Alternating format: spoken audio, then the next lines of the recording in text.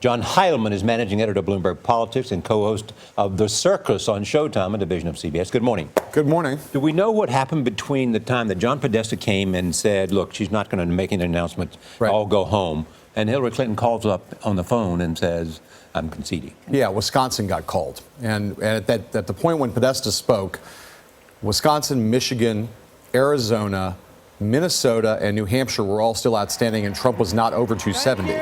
So when Wisconsin got called, Trump went over 270, and in addition to going over 270, the Clinton campaign looked at those additional states, particularly Michigan. They realized, oh, we're not going to win Michigan. And at that point, you started the electoral votes started to stack up. Some of these states are still not called, but the assumption now is that Trump will be over 300 electoral votes. And when Podesta made his statement, there was still a lot of thinking about going and challenging one of the other states. If he'd only been at 275, Trump, that is. You go to North Carolina and you fight for a recount. You go to Pennsylvania and you make some kind of a legal challenge. But once you realize that he's going to be over 300 electoral votes, you're not going to be able to fight that out. Is this election simply the fact that Trump had a theory of the case that turned out to be true?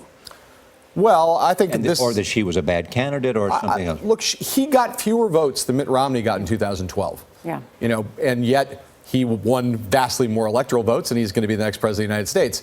She wildly underperformed as a candidate, and there are a lot of questions about polling that got it all wrong, both the internal polling in the Clinton campaign and the public polls. But she did not turn out. She did not come close to turning out the Obama coalition, let alone build a coalition of her own. And he caught the populist moment that Bernie Sanders had tapped into, that he tapped into. That Brexit tapped into. And that Brexit tapped into as well, yeah. Right. She couldn't even turn out the Obama coalition.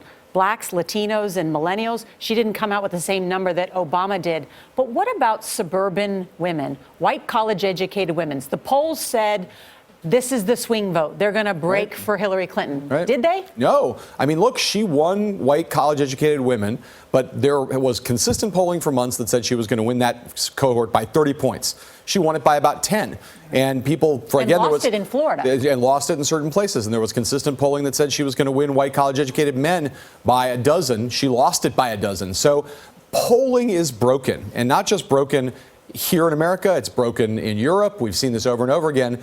There's going to be a deep, profound autopsy that's going to happen over the next 6 months, because every political strategist I know is totally confounded by why these polls were all so off. And that is, of course, why a lot of us journalists, again, me included, you looked at all the polling and you said, well, she is clearly on track to win this election. But if the polling is messed up, and the strategists don't understand it, that's part of why journalists get misled and why we all came to the wrong conclusions about where this race was headed. Maybe returning to some shoe leather reporting and shoe leather politics. Well, they're not inconsistent. You should be able to do both. But look, politics is part art and part science. Science has been predominant and becoming more important in politics, but the science now is a little screwy. Thanks, Sean. Sure.